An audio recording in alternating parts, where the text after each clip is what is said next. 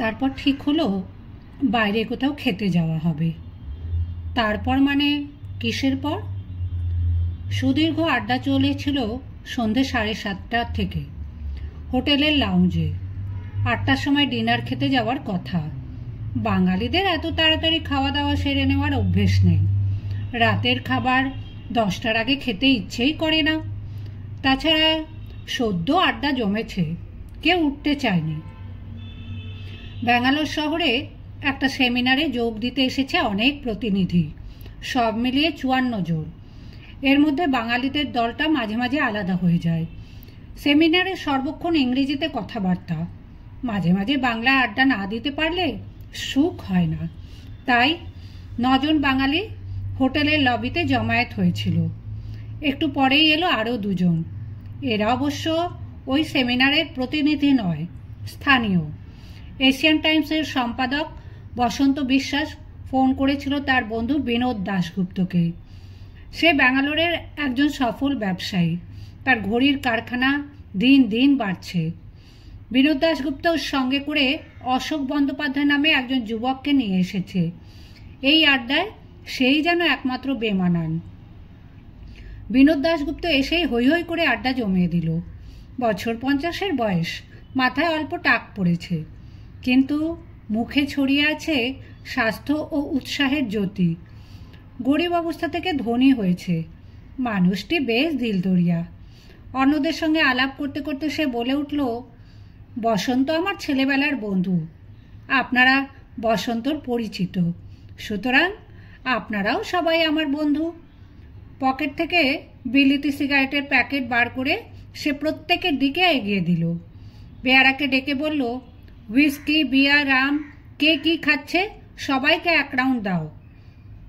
এরা সবাই সংবাদপত্রের লোক, মধ্যবয়সী। সংবাদপত্রের লোকদের কথাবার্তার একটা সবজান্তা ভাব থাকে।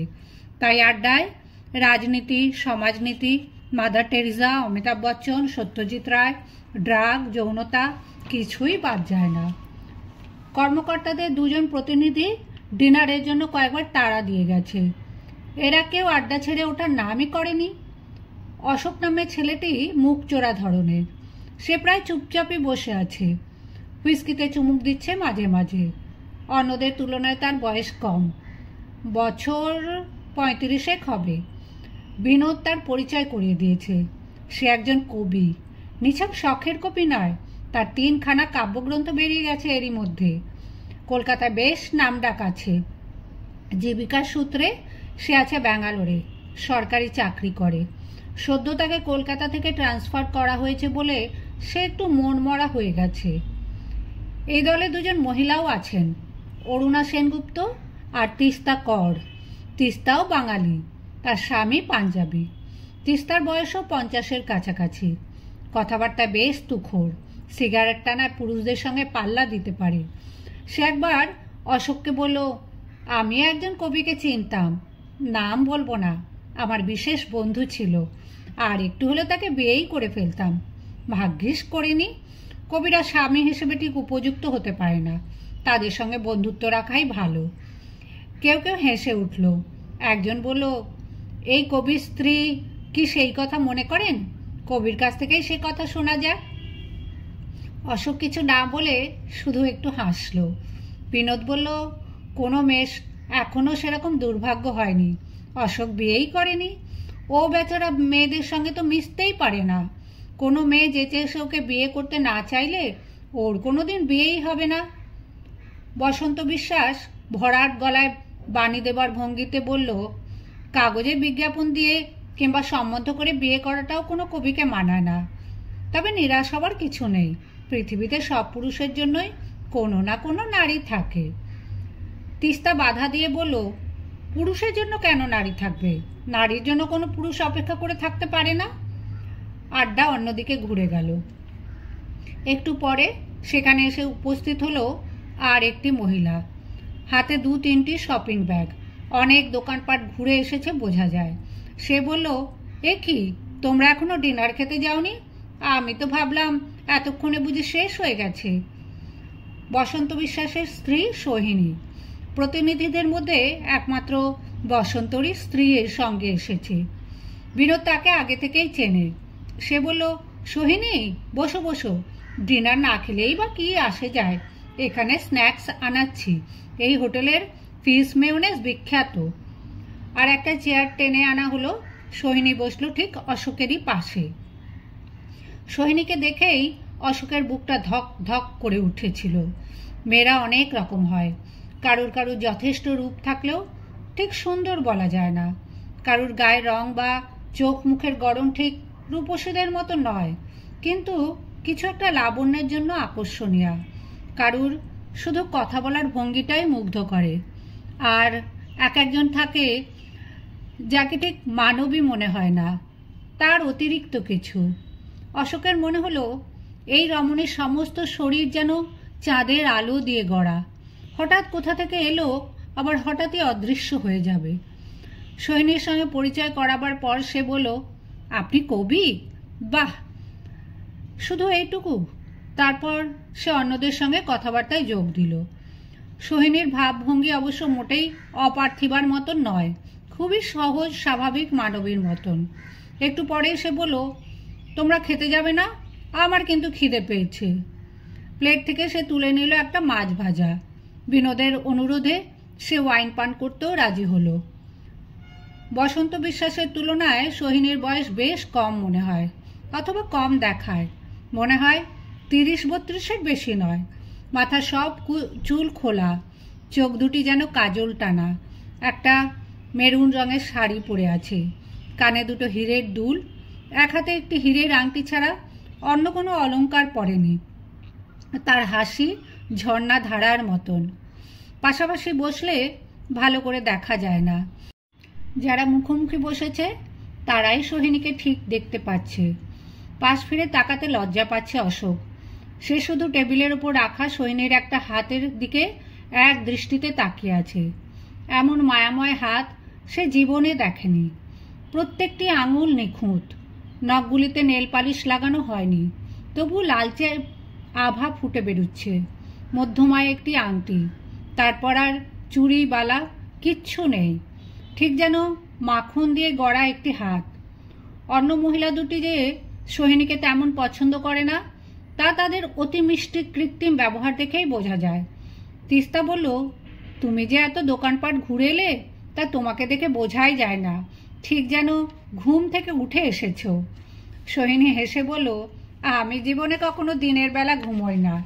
বসন্ত বলল, ও রাত্রিরেও ঘুম খুব কম, 2-3টে পর্যন্ত জেগে থাকে। অশোকের মনে হলো নিশ্চয়ই সোহিনী গভীর রাতে জানালার কাছে দাঁড়িয়ে আকাশ দেখে। আরও এক রাউন্ড পানীয় এলো। ডিনারের সময় কখন পার হয়ে গেছে। অশোককে কেউ কিছু জিজ্ঞেস করছে না, সে নিজে থেকে কোনো কথাও বলছে না। সে মাঝে মাঝেই চোরা চোখে দেখছে টেবিলের ওপর রাখা সোহিনীর হাতখানি। এক এক সময় তার অসম্ভব ইচ্ছে করছে ওই হাতখানি একবার ছুঁয়ে দিতে। সার্থক পুরুষরাই শুধু সোহিনীর মতো নারীদের পায়। অশোক তো অতি সাধারণ, সোহিনী তাকে কথা বলার যোগ্যই মনে করবে না। আপনি কবি? বাহ, বলল কেন? ঠাট্টা নাকি নিছক কথার কথা? অন্যমনস্কভাবে হঠাৎ একবার হাতটা ছুঁয়ে দিলে কি হয়? শুধু ছুঁয়ে দেওয়া নয়, ওই হাতখানি একবার মুঠো ধরে গন্ধ নিতে ইচ্ছে করে। নিশ্চয়ই ওই হাতে চাঁপা ফুলের গন্ধ মাখা। চম্পা কঙ্গুলি অনেক কবিতায় থাকে, ঠিক এই রকমই তো। সোহিনী পাশে বসে আছে, তার অঙ্গের সুবাস এমনিতেই পাচ্ছে অশোক। হয়তো অনেক দামি কোনো ফরাসি পারফিউম মেখেছে। একই পারফিউম বিভিন্ন নারী ব্যবহার করে, তবু সকলের গা থেকে কি একই গন্ধ পাওয়া যায়? শরীরে নিজস্ব একটা ঘ্রাণ নেই? প্রত্যেকের আলাদা আলাদা। সোহিনীর দু একটা কথা শুনে বোঝা গেল সে শুধুমাত্র একজন সার্থক পুরুষের সাজগোজ করা সুন্দরী স্ত্রী নয়, তার নিজেরও যথেষ্ট যোগ্যতা আছে। সে একটা স্কলারশিপ নিয়ে বিলেতে পড়তে গিয়েছিল, এখানেও দিল্লিতে একটা নামকরা সমাজসেবা প্রতিষ্ঠানে কাজ করে। তাহলে অনেক লোকের সঙ্গে মেলামেশা করতে হয় তাকে, কেউ কি তার হাত ধরে না? ওর হাত থেকে কোনো চিঠি বা জলের গেলাস নেবার সময় নিশ্চয়ই কখনো কারুর আঙুলের সঙ্গে ছোঁয়াছুঁই হয়ে যায়।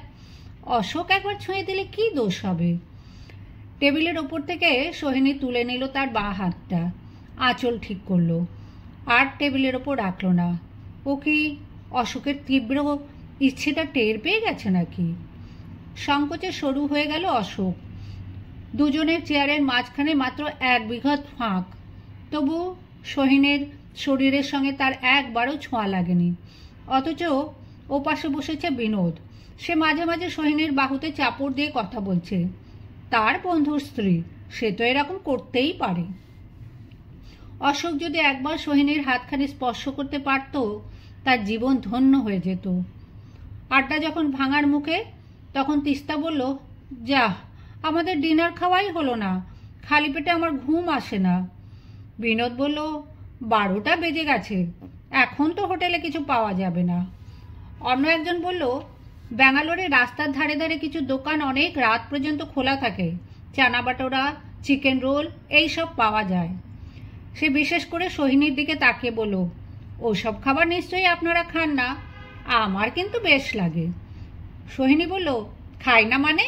ফুচকা, ঝাল ঘুগনি খেতে আমার দারুণ লাগে, চলুন না যাই। অরুণা সেনগুপ্ত শরীর মুচড়ে বলল, এত রাতে তাও রাস্তা দোকানের খোলা খাবার? সোহিনী অনুনয় করে বলল, চলুন চলুন প্লিজ, এমন কিছু রাত হয়নি।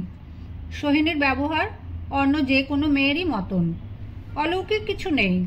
শুধু অশোকেরই মনে হচ্ছে এ নারী মায়া দিয়ে গড়া। এর সামান্য স্পর্শে কবিতার পংক্তি ঝলসে উঠতে পারে। শুধু বিনোদের গাড়ি আছে, এত লোক এক গাড়িতে ধরবে না, এখন ট্যাক্সি জোগাড় করাও দুষ্কর। বিনোদ বলল, মিনিট 10 যদি হাঁটতে রাজি থাকো, একটা পাড়া আছে, সেখানে অনেক দোকানপাট খোলা থাকে। সোহিনী উৎসাহের সঙ্গে বলল, হ্যাঁ হ্যাঁ হাঁটবো, এখন হাঁটতেই ভালো লাগবে। অন্যরা কেউ আপত্তি করার সুযোগই পেল না। সোহিনী আগেই নেমে পড়ল রাস্তায়। বিনোদ আগে আগে পথ দেখিয়ে নিয়ে চলল। সারবদ্ধ হয়ে চলেছে দলটি।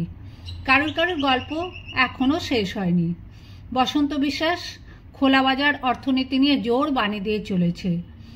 বড় রাস্তা ছেড়ে বিনোদ অপেক্ষাকৃত একটা ছোট রাস্তায় ঢুকল। এই পথটা আধো অন্ধকার, সরু ফুটপাত, সেখান দিয়েই হাঁটতে হচ্ছে, কেননা গাড়ি চলাচলের বিরাম নেই। অশোক হাঁটছে সকলের পেছনে। সোহিনীর সামনে কোথায়, কার পাশে, সে দেখতে পাচ্ছে না। এর মধ্যে আবার গুঁড়ি গুঁড়ি বৃষ্টি শুরু হলো, খুবই মিহিন বৃষ্টি। এই বৃষ্টিকে কেউ ভয় পায় না। হঠাৎ একটা সুগন্ধ পেয়ে চমকে উঠল অশোক। সোহিনী অনেক পিছিয়ে এসেছে, একেবারে অশোকের সামনেই। ওর কোমরের খাঁজ শিল্পীদের গড়া দেবী মূর্তির মতন। হাঁটার মধ্যে যেন ছন্দ আছে। এরকম একজন নারীর এত কাছাকাছি হাঁটার সৌভাগ্য কখনো হয়নি অশোকের। সোহিনী নিজে থেকেই বলল, আমি জোরে হাঁটতে পারি না। এর উত্তরে কিছু বলল না অশোক। কি বলবে, কোনো কথাই তার মনে এলো না। সোহিনীর ব্যবহার সহজ, সাবলীল, তার সঙ্গে অনায়াসে গল্প করতে করতে যেতে পারত অশোক, কিন্তু তার যে বুক কাঁপছে। বিনোদ 10 মিনিটের পথ বলেছিল, মোটেই তত সংক্ষিপ্ত পথ নয়। সবাই হাঁটছে তো হাঁটছেই। হঠাৎ সোহিনী অশোকের পাশে এসে বলল, আপনি আমার হাতটা একটু ধরবেন? অশোক প্রায় স্তম্ভিত। তাহলে এনারে সত্যিই কি অলৌকিক? অশোকের মনে তীব্র বাসনার কথা টের পেয়ে গেছে, নিজে থেকেই হাত ধরার কথা বলল। অশোক তবু হাত বাড়াতে সাহস করছে না। সোহিনী আবার বলল, সামনে রাস্তাটা ঢালু হয়ে গেছে, একবার আমার পা মুচকে গিয়েছিল, সেই থেকে আমার ভয় হয়। সে একটা হাত বাড়িয়ে দিল অশোকের দিকে। সামনের রাস্তার খানিকটা অংশ সত্যিই খানিকটা নিচু হয়ে গেছে। অশোক যা ভেবেছিল ঠিক তাই। সোহিনীর হাত যেন তার মুঠোর মধ্যে মাখনের মতো গলে যাচ্ছে। অশোকের বুকের মধ্যেও যেন কিছু গলে গলে মিশে যাচ্ছে রক্তে। জায়গাটা পার হওয়ার পর অশোক হাত ছেড়ে দিল। এইটুকু সময়ের মধ্যে অশোক একটাও কথা বলতে পারল না। আবার একটু পরেই আর একটা বেশ বড় গর্ত। সোহিনী তাকালো অশোকের দিকে। অশোক ভীরু গলায় বলল, হাতটা ধরবো? সোহিনী বলল, আমাকে না ধরলে আমি যদি পড়ে যাই সেটা কি ভালো হবে? এবার হাত ধরার পর সোহিনীর গায়ের সঙ্গেও একবার ছুঁয়ে গেল অশোকের গা। এ যেন আশাতীতভাবে হঠাৎ স্বর্গ পাওয়া। সোহিনীর কাছে অবশ্য ব্যাপারটা যেন কিছুই না। পাশাপাশি হাঁটতে গেলে এরকম তো হয়ই। এইটুকু ছোঁয়াছুঁতে কী বা আসে যায়। সোহিনী বলল, আমার বরটার কাণ্ড দেখেছেন? ও তো জানে একবার আমার পা মচকে ছিল। রাস্তায় এরকম গর্ত দেখে ওর কি উচিত ছিল না পিছিয়ে এসে আমাকে সাহায্য করা? অশোক মনে মনে বলল, ভাগ্যিস বসন্ত পিছিয়ে আসেনি।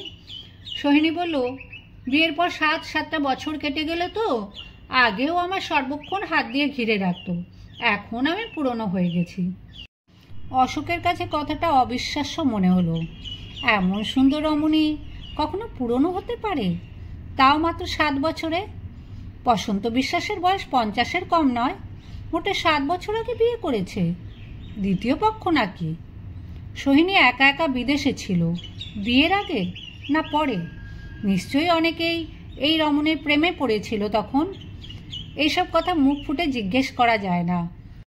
সোহিনী বলল, আমি আগে কখনো কোনো কবির সঙ্গে পাশাপাশি হাঁটিনি।